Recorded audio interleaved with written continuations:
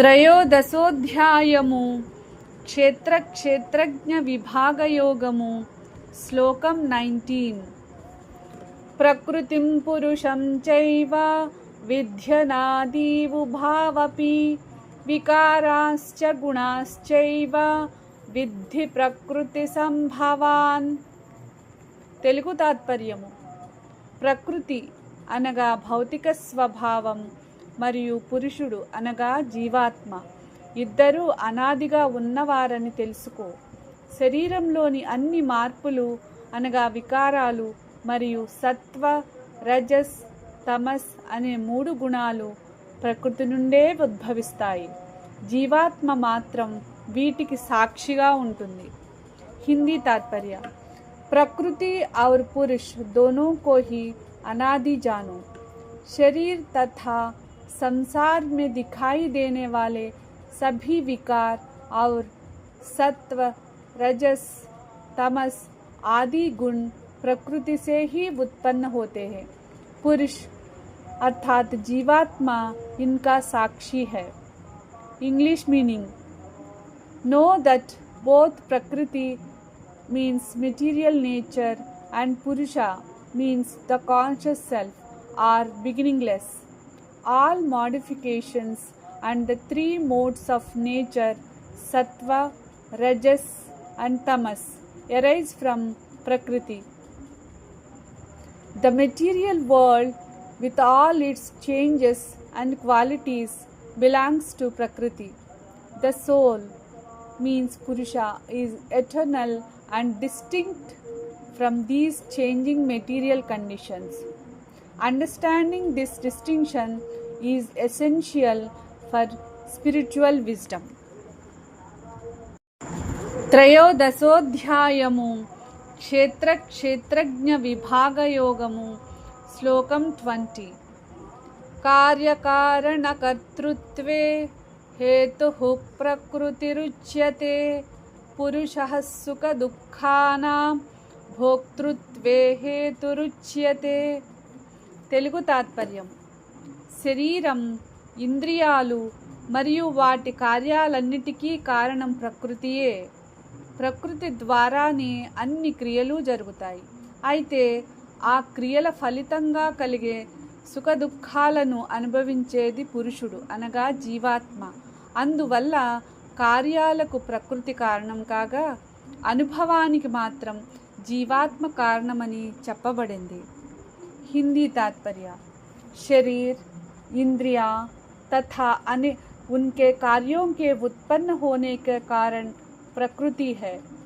सभी क्रियाएं प्रकृति के द्वारा संपन्न होती है, किंतु उन क्रियाओं से उत्पन्न सुख दुख का अनुभव करने वाला पुरुष अर्थात जीवात्मा है.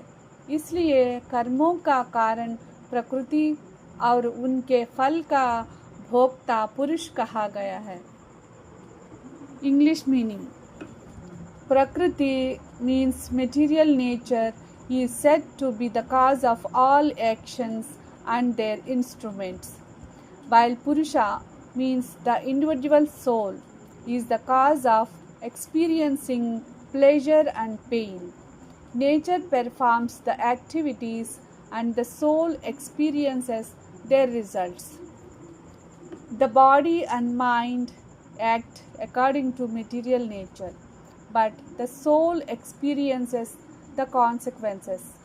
Real wisdom comes from understanding the difference between the changing material world and the eternal conscious self. త్రయోదశోధ్యాయము క్షేత్రజ్ఞ విభాగయోగము శ్లోకం 21. పురుషః ప్రకృతిస్థో హి భుంక్తే ప్రకృతిజాన్ గుణాన్ కారణం గుణసంగోస్య సదసద్ధ్యో నిజన్మసు. తెలుగు తాత్పర్యము. ప్రకృతిలో ఉన్న జీవాత్మ ప్రకృతి నుండి ఉద్భవించిన సత్వ, రజస్, తమస్ గుణాల ప్రభావాన్ని అనుభవిస్తాడు.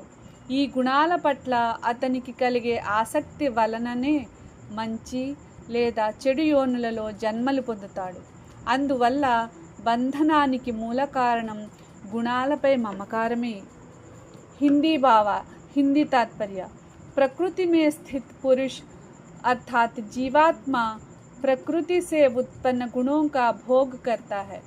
इन गुणों के साथ उसकी आसक्ति ही उसे शुभ और अशुभ योनियों में जन्म लेने का कारण बनती है.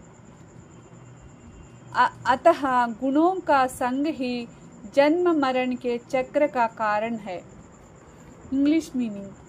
The soul, situated in material nature, experiences the qualities born of nature.